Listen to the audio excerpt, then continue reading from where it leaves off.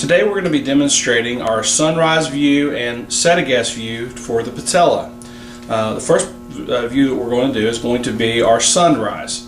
This is one that probably you'll see the most commonly used. It's also can be called, some people call it the skyline view.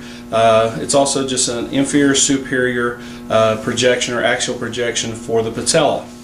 Our film size is going to be a 10 by 12 and our technique is going to be 10 mass at 60 kV. So first we're going to have the patient seated on the end of the table, and we're going to have them flex their knee about 40 to 45 degrees. We're going to have them to hold the film like this. We are going to use our shielding, and the shielding has to be sort of specific. Since we're angling up this way, we're going to bring it through like this to protect our patient. Then we're going to turn the tube. It's going to be angled up, and from it's going to be about horizontal with the, it's going to be running with the long axis of the lower leg.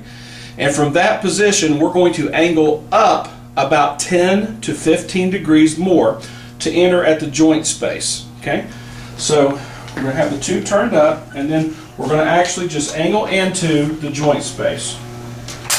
So angle just a tad bit more, and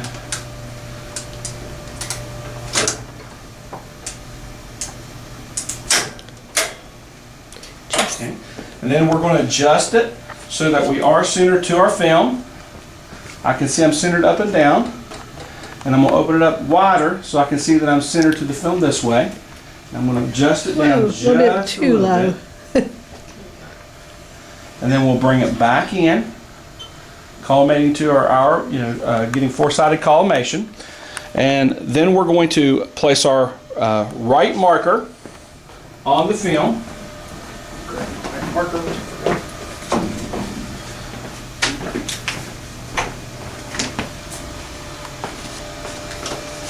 Okay.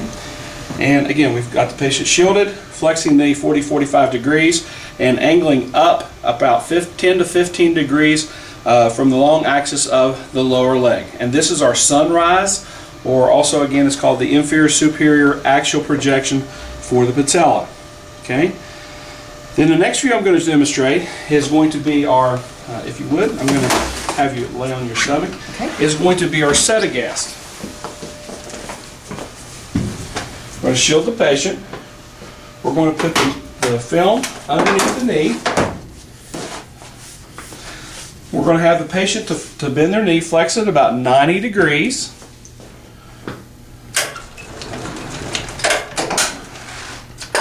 Okay.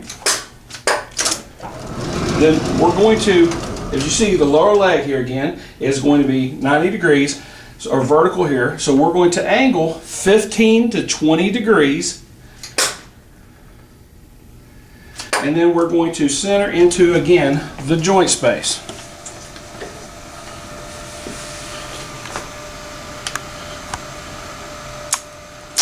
I'm going to adjust my film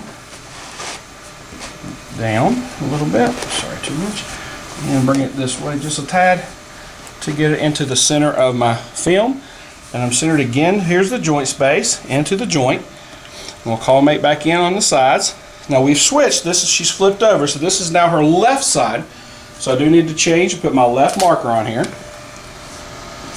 And there's our left marker. The technique is going to remain the same. It's going to be 10 mass at 60 kV. Now we do want to have a 40-inch SID. And the one downfall to using the Settegast method is that you actually can cause, because of the 90-degree flexion, you actually can cause the patella to go into the intercondylar sulcus. So sometimes that joint space isn't demonstrated very well. Okay.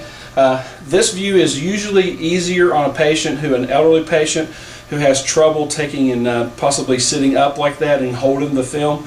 So on a patient who is elderly or not able to hold the film, this is probably the better way to go. There is an additional view that I'm not going to demonstrate that we'll discuss in class called the Houston method, and all you're doing differently is the leg is flexed 45 degrees. So this is demonstrating a couple of different ways of viewing the patella. Again, the Settegast method and the inferior superior or sunrise view for the patella.